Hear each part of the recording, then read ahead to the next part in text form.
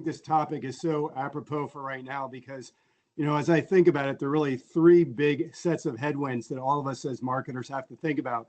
Number one is, as an economics major, I remember all my professors told me, what is the number one thing CEOs and business owners hate the most?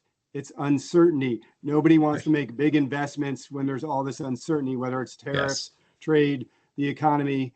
And when that happens, then they start to run scared and they go, the next conversations with the CFO, let's, batten down the hatches, let's start to cut costs. And then that, of course, gets to the marketing group where, all of us across functions, you probably have to look at headcount. So that's, headwind number one. Headwind number two is this whole notion of, hey, we have this great promise of AI.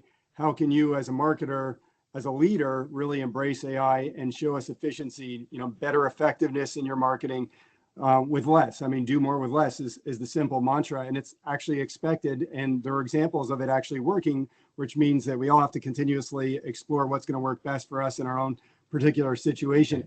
I think the third headwind is, wow, the world has changed so dramatically. I mean, regardless of how you voted in the election, I don't think anybody saw the amount of change, the incredible pace of the change, and how quickly it all came.